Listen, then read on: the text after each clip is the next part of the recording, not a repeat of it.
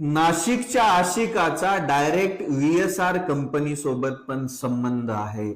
मग विचार करा तुम्ही, या नाशिकच्या आशिकाचे संबंध व्हीएसआर कंपनी पर्यंत असल्यामुळे अजितदादांचा अपघात की घात हा प्रश्न पुन्हा चव्हाट्यावरती आलाय।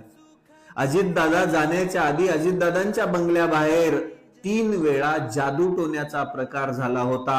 हा जो भिकारचोट भोंदू अशोक खराता आहे त्याचे व्हीएसआर कंपनी सोबत डायरेक्ट संबंध आहे। नवे नवे त्याची त्या कंपनीमध्ये पार्टनरशिप आहे की नाही हे पण तपासणं गरजेचं आहे। चाकणकर बाईने हे जो करगोळीच्या शेजारचं जे बोट आहे ते खूप वेळा कापून घेतलेलं आहे रक्त पाडण्यासाठी, जादूटोना करण्यासाठी। अजितदादा हयात होते त्यावेळेस दादांच्या बंगल्याबाहेर 2-3 वेळा जादूटोना झाला आणि अजितदादांचा अपघात ज्या व्हीएसआर कंपनीच्या विमानामध्ये झाला त्या विमानाच्या समोरचेच फोटो या भिकारचोट भोंदू बाबाचे आहेत। मग या सगळ्या प्रकरणामागे, अजितदादांच्या अपघातामागे हे प्रकरण तर नाहीये ना?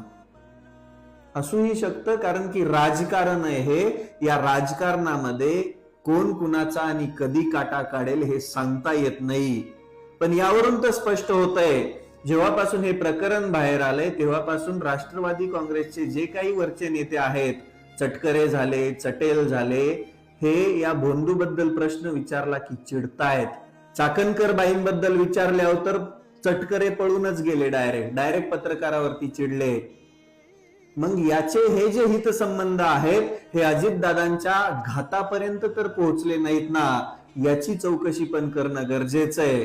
पण एक गोष्ट तर नक्की आहे, अजितदादा होते त्यावेळेस जे बंगल्याच्या बाहेर जादूटोण्याचे प्रकार झाले हे या लोकांनी मिळून तर केले नाहीयेत ना। हे अगदी घृणास्पद आहे आणि याचा संशय तर 100% की अजितदादांचा घात या मंडळींनी मिळूनच केलेला आहे। याची निष्पक्ष चौकशी व्हावी आणि सत्य जनतेसमोर यावं हीच विनंती आहे या राज्याच्या राज्यकर्त्यांना।